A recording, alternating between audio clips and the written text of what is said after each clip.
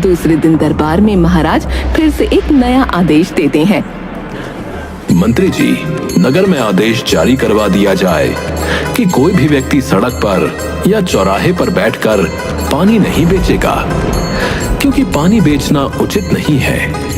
उसके लिए मूल्य लेना गलत है। जी जी महाराज, जैसी आपकी आज्ञा। थोड़ी देर में पूरे नगर में खबर फैल गई। खबर सुनकर लक्ष्मी बोली, ये तो बड़ा ही अनर्थ हो गया, अब हम क्या करेंगे? कोई बात नहीं, तुम बिल्कुल फिक्र मत करो। अब मैं जूते तो नहीं सिल सकता, पानी भी नहीं बेच सकता, तो भी कुछ ना कुछ ईश्वर ने हमारे लिए जरूर सोच रखा होगा। तभी कालू की नजर एक लकड़हारे पर गई। वो उसके पास जाता है। भाई, यदि आप मुझे मेरे प्रश्न का उत्तर दें तो बड़ी कृपा होगी। हाँ, पूछो पूछो, क्या प्रश्न पूछना चाहते हो? क्या लकड़ियां बेचकर भी पैसे कमाए जा सकते हैं?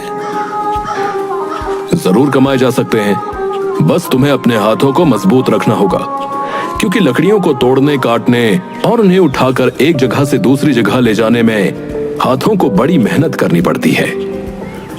तुम्हारे हाथों में ताकत और पीठ मजबूत होनी चाहिए। कालू वहां से चला जाता है।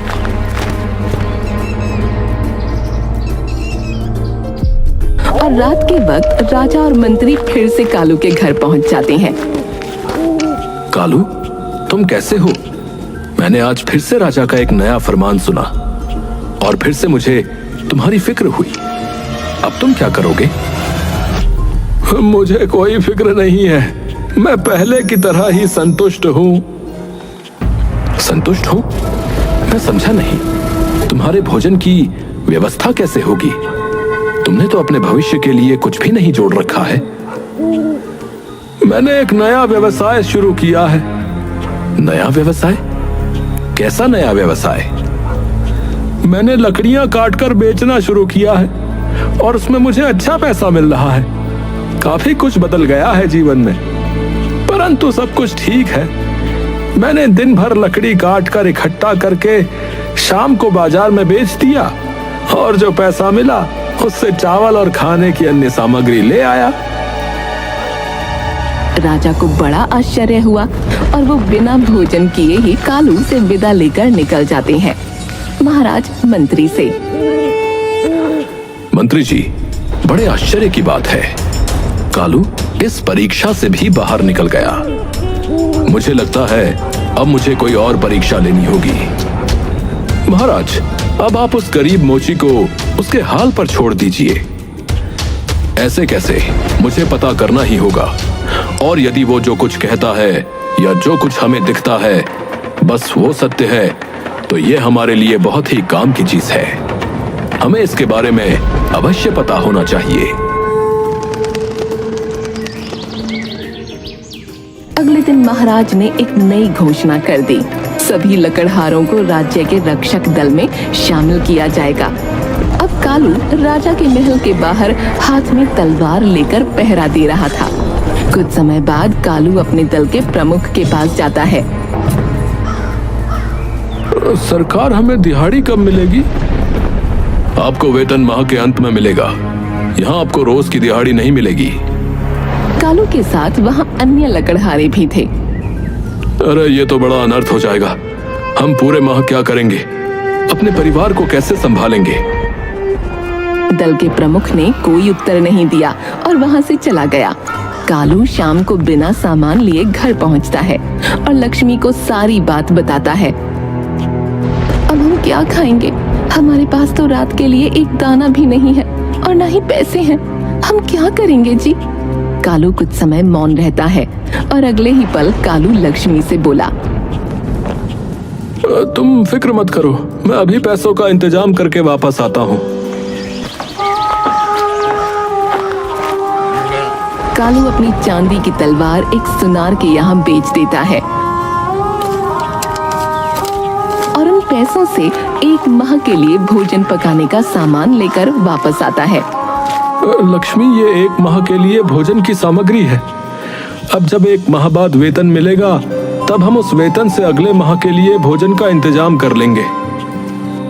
लक्ष्मी खुशी खुशी भोजन पकाने लगती है और दूसरी तरफ कालू लकड़ी से एक सुंदर और हूबहू वैसी ही तलवार बनाने बैठ जाता है जैसी उसने बेची थी। तभी राजा फिर से आता है और उस समय कालू खुशी से गाना गा रहा था।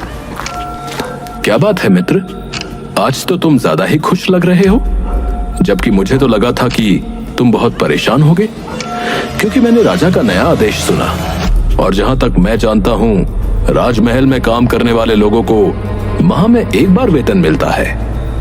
अब तुम एक माह तक क्या करोगे, कैसे भोजन करोगे? मित्र, मैंने चांदी की तलवार बेचकर एक लकड़ी की तलवार बना ली। अब भी सब कुछ वैसा ही है जैसा होना चाहिए। सब कुछ ठीक है और आपका बहुत बहुत धन्यवाद जो आप मेरी इतनी फिक्र करते हैं। राजा और मंत्री कालू से विदा लेकर महल वापस आ जाते हैं।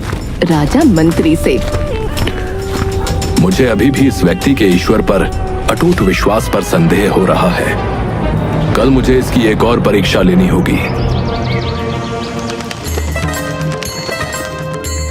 दूसरे दिन महाराज कालू के प्रमुख को आदेश देते हैं कि वो हरी से गर्दन काटने को बोले। कालू का प्रमुख कालू से, तुम अपनी तलवार लेकर चलो, तुम्हें आज से शाही जल्लाद बना दिया गया है और महाराज ने एक चोर को मृत्यु की सजा सुनाई है। तुम्हें अपनी तलवार से उसकी गर्दन को अलग करना होगा। मैंने कभी किसी का सर नहीं काटा और मैं ये करना भी नहीं चाहता हूँ। क्या इस कार्य से बचने का कोई विकल्प नहीं है? नहीं, ये महाराज का आदेश है और उनके आदेश का पालन तुम्हें अवश्य करना होगा। प्रमुख कालू को नगर में चौक पर ले गया, जहाँ पहले से काफी लोगों की भीड़ जमा थी और एक व्यक्ति रस्सी से बंधा हुआ खड़ा था। कालू अपने प्रमुख से बोला,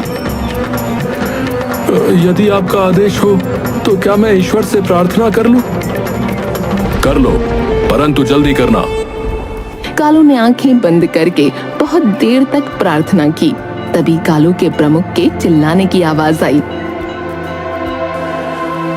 बस बहुत हो गई तुम्हारी प्रार्थना, अब इस चोर का सिर काट दो, इसकी मृत्यु का समय आ गया है। हे प्रभु, हे भगवान, मेरी मदद कीजिए, जो सही हो वही कीजिएगा। यदि ये सच में गुनाहगार है तो मेरी तलवार की धार पूरे राज्य में सबसे तेज हो जाए, और यदि ये बेगुनाह है तो मेरी तलवार की धार एक लकड़ी की तलवार की धार जैसी हो जाए। कहते हुए उसने अपनी लकड़ी की तलवार निकाली और आसमान में ऊंचा उठाते हुए गर्दन काटने ही वाला था। तभी भीड़ में से महाराज बाहर आए।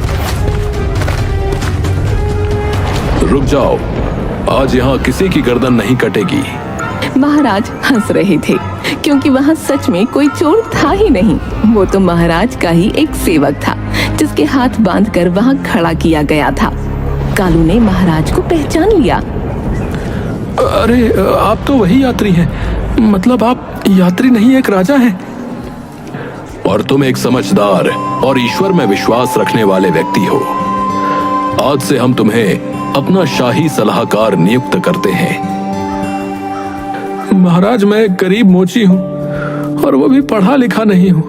मैं आपको क्या सलाह दूंगा, आप मुझे सलाहकार बना रहे हैं। मैंने तुम्हारे बारे में बहुत सोचा, तुम्हारी हर तरीके से परीक्षा ली, परंतु तुम एक बुद्धिमान मोची, एक आभारी जलवाहक, एक धन्य लकड़हारे, एक विनम्र शाही रक्षक और एक ऐसे जल्लाद हो जो किसी बेगुनाह पर अपनी तलवार नहीं उठाएगा। और ऐसे इंसान की सलाह जब मुझे मिलेगी तो मुझे पूरा यकीन है कि सब कुछ बदलेगा और सही होगा। जो सही होना चाहिए वही होगा। इस तरह से कालू महाराज के द्वारा दी गई सभी परीक्षाओं को पास कर एक अच्छा सलाहकार बन जाता है और सदा अपने ईश्वर के प्रति आस्था को बनाए रखते हुए महाराज को नेक सलाह देता है।